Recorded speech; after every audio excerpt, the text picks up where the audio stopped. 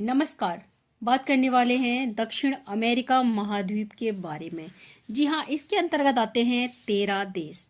वहीं पर अगर हम बात करते हैं विषुवत रेखा की तो 3 देशों से होकर गुजरती है और वो हैं आपके कोलंबिया, इक्वाडोर और ब्राजील। कोलंबिया, इक्वाडोर और ब्राजील। नेक्स्ट है दक्षिण अमेरिका के मकर रेखा पर स्थित अगर देशों की बात कर लें तो अर्जेंटीना, और वहीं पर आ जाता है पराग्वे और चिली और ब्राजील। जनसंख्या के दृष्टिकोण से अगर देखें तो ये 5वां बड़ा महाद्वीप है। क्षेत्रफल के आधार पर चौथे नंबर पर आता है।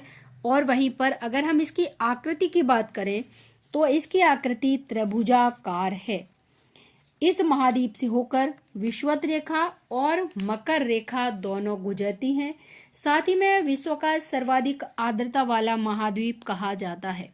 और अगर हम बात करें इस महाद्वीप के 40% भूभाग पर वन पाए जाते हैं। इस महाद्वीप को पक्षियों का महाद्वीप भी कहा जाता है। स्वाभाविक है क्योंकि यहाँ पर जो वन प्रतिशत है वो 40 है। साथ ही में बात करें अगर यहाँ पर तो विश्व की सबसे ऊंची टिटिकाका झील बोलिविया के अंतः पर्वतीय पठार पर स्थित है, जो कि पेरू और बोलिविया की सीमा पर है। बोलिविया और पराग्वे स्थल रुद्ध देश हैं, ये बात भी ध्यान में रखनी है। नेक्स्ट अगर बात करें यहाँ पर हम तो दक्षिण अमेरिका का सर्वाधिक नगरीकृत देश उरुग्वे है। ब्राजील के अंतर्गत देखें तो कहवा उत्पादक फॉर्म को फजेंडा कहा जाता है। और साथ ही में ब्राजील में विश्व की सबसे बड़ी कहवा की मंडी है। और ब्राजील का सेंटोस बंदरगाह कॉफी बंदरगाह के नाम से जाना जाता है, अर्थात कॉफी बंदरगाह इसे कहा जाता है। नेक्स्ट अगर हम देखें यहीं पर कोटोपैक्सी और चिम्बाराजो ज्वालामुखी इक्वाडोर में स्थित है।